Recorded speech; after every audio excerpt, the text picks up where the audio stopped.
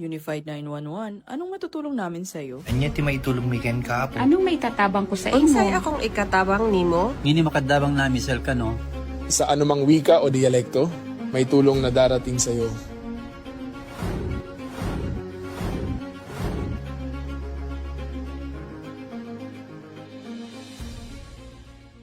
Lilingkod sa bawat Pilipino at magbibigay ng tamang impormasyon para sa tahimik at maayos na Pilipinas. Police News Network, alagad ng batas, tagapagtaguyod ng balitang pulis, sandigan ng mamamayan, patnubay ng katotohanan.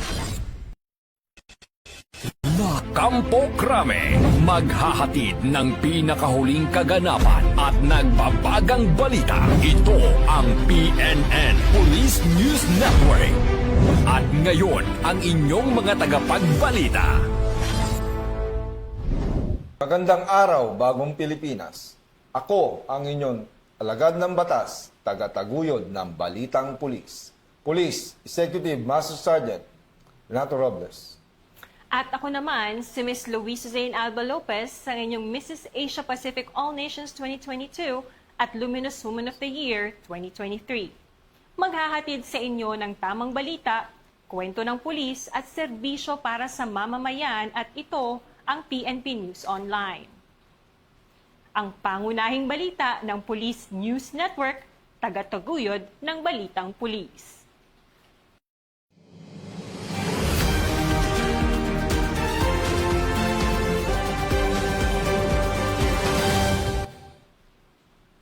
Noong Lunes, ika-27 ng Hulyo, naging sentro ng atensyon ng bansa ang ika-5 State of the Nation Address o SONA ni Pangulong Ferdinand Bongbong R. Marcos Jr.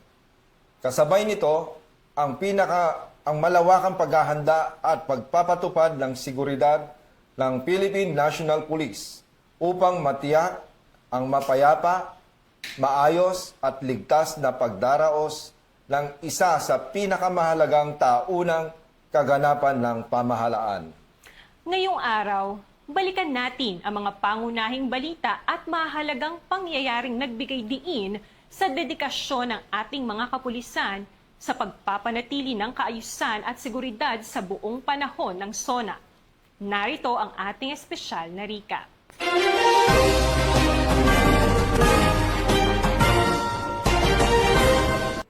Nananatiling payapa at maayos ang kahabaan ng Commonwealth Quezon City ngayong alas 5:30 ng umaga, kaugnay sa ika-5 SONA ni Pangulong Ferdinand Marcos Jr. Patuloy naman nakabantay at nakaalerto ang buong puwersa ng Philippine National Police. Pakinggan ang buong ulat ng balita mula kay Patrolwoman Geraldel Duterte. At kontrolado ang sitwasyon dito sa Commonwealth Avenue. Sa kabila ng malakas na ulan ay nakapwesto na ang ating kapulisan para sa paghahanda sa State of the Nation Address ni Pangulong Bongbong Marcos Jr.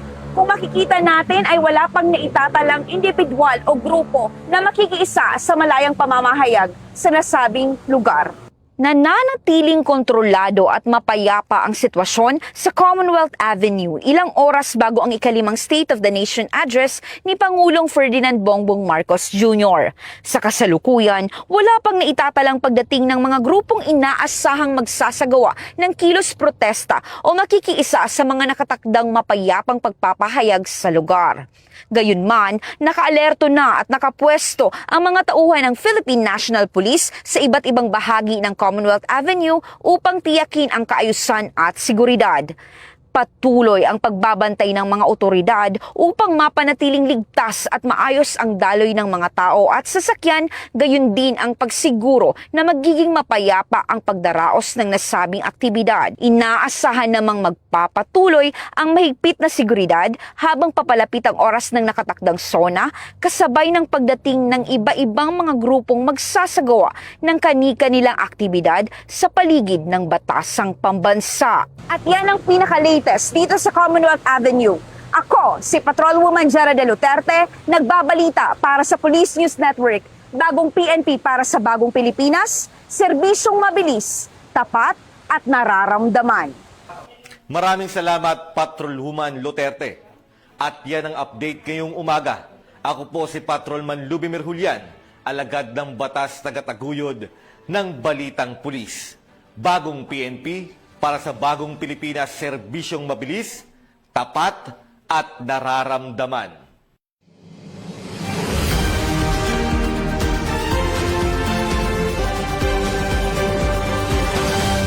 Patuloy na nagsisidatingan ang ilang individual sa kahabaan ng Commonwealth Avenue sa Quezon City. Ito ay kaugnay pa rin sa ikalimang sona ni Pangulong Ferdinand Marcos Jr.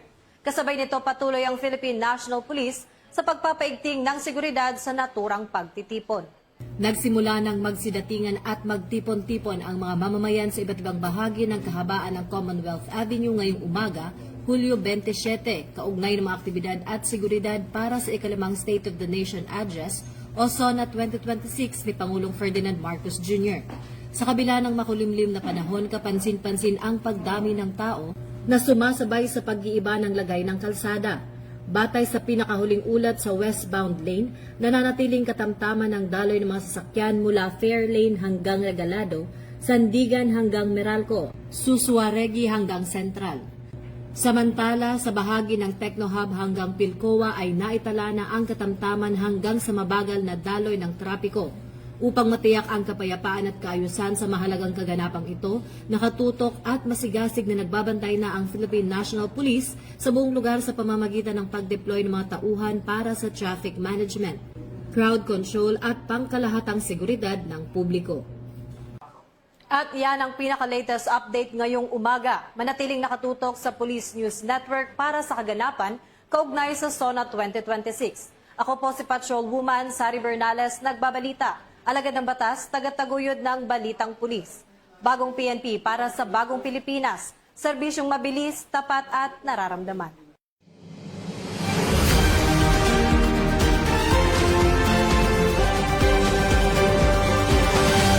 Mahigit 1,000 membro ng Philippine National Police ang patuloy na nagbabantay sa Commonwealth Avenue sa Quezon City para sa pagpapanatili ng kapayapaan at kaayusan sa naturang lugar. Ang detalyeng report ay tinutukan ni Patrolwoman Geraldine Luterte. Tayo ngayon sa kahabaan ng Commonwealth Avenue kung saan makikita po natin na libo-libong kapulisan na ang nakadeploy, mapayapa at kontrolado pa rin ang sitwasyon at maluwag pa rin ang daloy ng trapiko. Meron po tayong 1,000 na contingent. Kasama na po ang 75 officers at saka PNCO na po yung lahat. So ang layunin namin dito, mapanatili natin na walang mangyayaring masama. Kasi civil disturbance management ngayong ating gagawin. At siyempre, dinala natin yung mga well-trained na personnel natin at alam naman nila kung ano yung dapat nilang gawin.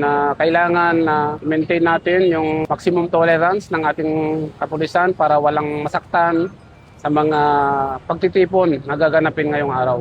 At yan ang mga kaganapan dito sa Commonwealth Avenue. Ako, si Patrolwoman Geraldine Luterte, nag-uulat sa Police News Network, bagong PNP para sa bagong Pilipinas, serbisyong mabilis, tapat at nararamdaman. Maraming salamat, Patrolwoman Luterte. At yan ang pinaka-latest updates sa oras na ito. Manatiling nakatutok sa Police News Network para sa mga aganapan kaugnay sa SONA 2026. Ako po, si Patrolman Edwin Baris, nagbabalita para sa Police News Network. Alagad ng batas, tagataguyod ng Balitang Pulis. Bagong PNP para sa bagong Pilipinas. Serbisyong mabilis, tapat at nararamdaman.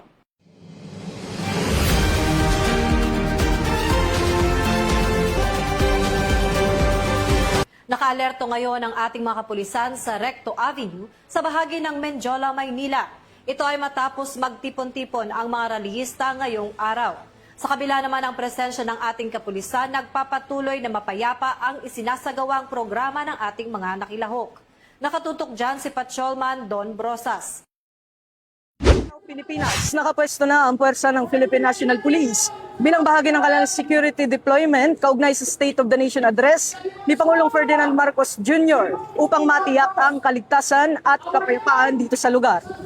Sa kasalukuyan, may sinasagawang kilos protesta sa CM Recto Avenue kung saan tinatayang mahigit 70 rallyista ang kalahok. Sa kabila nito, nananatiling mapayapa at maayos ang takbo ng programa at wala namang naitatalang anumang hindi kanais-nais na insidente sa lugar. Patuloy namang nakaantabay at nakaalerto ang mga tauhan ng PNP upang matiyak ang seguridad ng mga rallyista, mga motorista at iba pang mamamayan. Mahigpit ding minomonitor ng kapulisan ang sitwasyon upang mapanatili ang kapayapaan at kaayusan habang nagpapatuloy ang pagtitipon. Mula rito sa CM Recto Avenue, ako ang inyong PNN correspondent, Patrolman Don Brosas. Alagad ng batas, taga-taguyod ng Balitang Pulis. At yan ang mga pinaka-latest update sa oras na ito. Manatiling nakatutok sa Police News Network para sa mga kaganapan kaugnay sa SONA 2026. Ako po si Patrol Woman Sari Bernales, nagbabalita para sa Police News Network. Alagad ng batas, taga-taguyod ng Balitang Pulis. Bagong PNP para sa Bagong Pilipinas. Serbisyong mabilis, tapat at nararamdaman.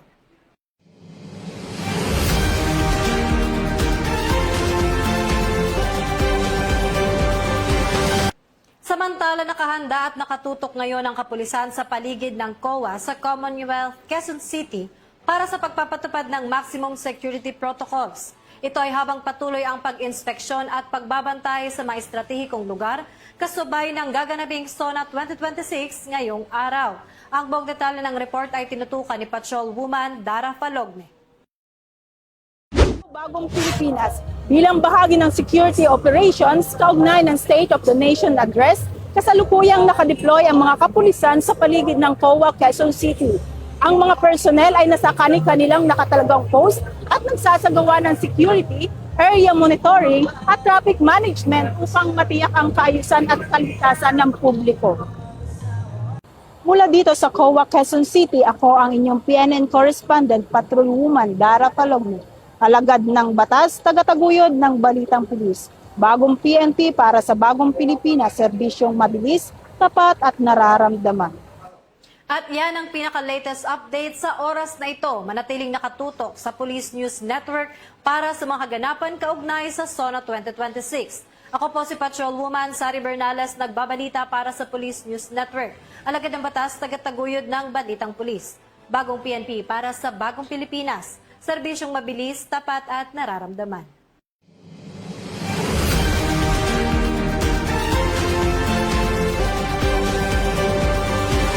Naglabas ng mahalagang paalala o health reminders ang Regional Medical and Dental Unit 4A para sa ating mga kapulisang nakadeploy upang matiyak na mapanatili silang handa at ligtas habang nagpapatupad ng seguridad para sa gaganaping SONA 2026. Pakinggan natin ang mga paalalang ito mula kay Police Major Gonzales, ang Chief Medical ng RMDU 4A. Andito kami ngayon sa ating health unit. Kasama ang aming mga mobilities, ang aming 2 ambulansya para magbigay ng support sa ating mga contingents ng Pro 4A dito sa ating SONA 2026. So, andito kami para magbigay ng health support para sa ating mga contingents as in case meron silang karamdaman na nararamdaman or magkaroon man tayo ng incidents dito na kailangan ng first aid. So, kung papansin niyo, we have 2 mobilities, no? One is for treatment, the other one is for evac. So mga cases natin na kailangan nating dalhin agad sa ospital for mabilisang paglunas. Alright? So ngayon, makikita ninyo po, meron tayong 2 beds doon sa kabilang side na yon. So just in case we need treatment, doon nga sa ating mga personnel, pwede natin gawin dito. Pero just in case na kailangan namin silang itakbo, itatakbo namin agad sila sa nearest hospital. So tips para sa ating mga tropa na nandito sa field. So let's not forget to hydrate because it's very important to hydrate kasi medyo mainit yung panahon. Stay shaded. Inaalaw naman ho ng mga commanders natin na nasa shade sila habang wala pang masyadong activity, no? And yun lang po, be very vigilant kasi syempre yung paligid natin medyo i-consider natin na medyo hostile para mas safe ho tayo. Yun lang para sa ating kalusugan at kaligtasan. Muli, ako po si Police Major Gonzales, ang inyong Chief Medical ng RMDU 4A. At yan ang pinaka-latest update sa oras na ito. Manatiling nakatutok sa Police News Network para sa mga kaganapan kaugnay sa SONA 2026. Ako po si Patrol Woman Sari Bernales, nagbabalita para sa Police News Network. Alagad ng batas, tagataguyod ng Balitang Pulis. Bagong PNP para sa Bagong Pilipinas. Serbisyong mabilis, tapat at nararamdaman.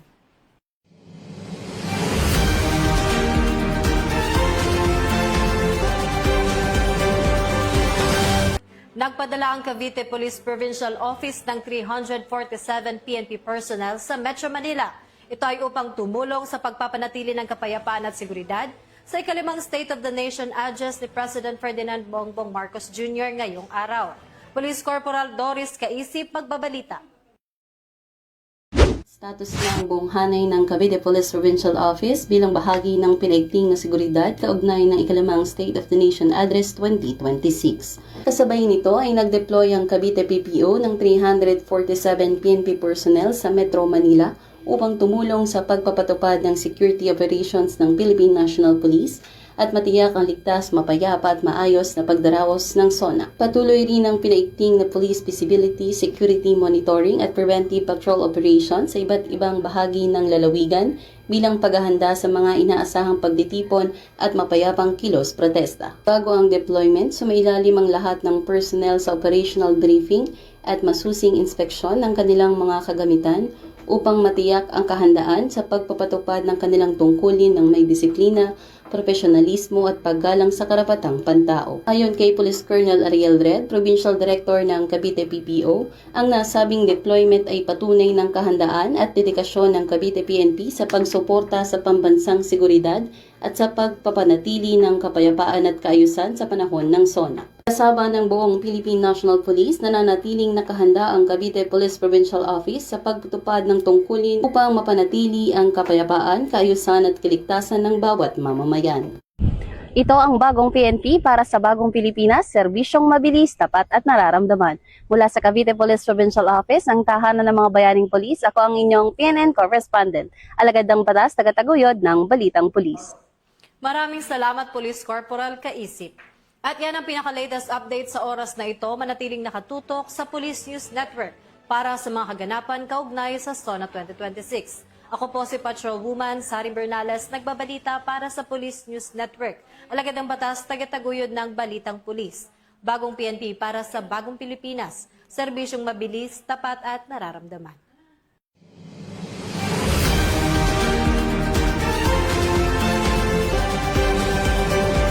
At dyan nagtatapos ang ating pagbabalik tanaw sa mga pangunahing pangyayari kaugnay ng ikalimang State of the Nation Address ni Pangulong Ferdinand Bongbong R. Marcos Jr.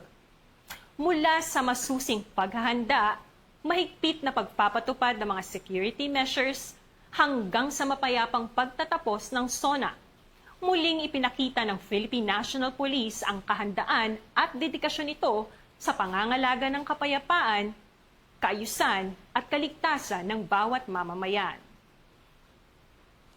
Patuloy na magsisilbi ang Police News Network sa paghahatid ng napapanahon, tumpak at mapagkakatiwalaang impormasyon tungkol sa mga programa, operasyon at tagumpay ng Philippine National Police.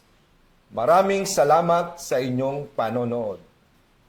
Para sa mas malawak at mabilis na ulat ng mga balita, huwag kalimutang mag-like, follow, and share sa aming official social media accounts ng Police News Network. Tutok lang sa aming YouTube channel para sa mga live stream at replays. At i-follow kami sa Twitter account para sa mga real-time updates at Facebook account ng Police News Network. Manatiling mapagmatsyag at laging alamin ang totoo. Sa ngalan ng pamunuan ng Philippine National Police, sa pangunguna ni Chief Philippine National Police, Police General Jose Melencio Nartates Jr. at sa pamumuno ni President Ferdinand Bongbong Marcos Jr. Kami ay maglilingkod sa bawat Pilipino at magbibigay ng tama at balanseng balita. Mula rito sa tanggapan ng tagapag-ugnay ng Pambansang Pulisya, ako ang inyong alagad ng batas, tagataguyod ng Balitang Pulis, Police Executive Master Sergeant Renato Robles. Ako po muli naman si Miss Luisa Zane Alba Lopez sa inyong Mrs. Asia Pacific All Nations 2022. Maghahatid ng tamang balita, kwento ng pulis at serbisyo para sa mamamayan. At ito ang Police News Online. Ang pangunahing balita ng Police News Network. At ito ang bagong PNP para sa bagong Pilipinas. Serbisyong mabilis, tapat at nararamdaman.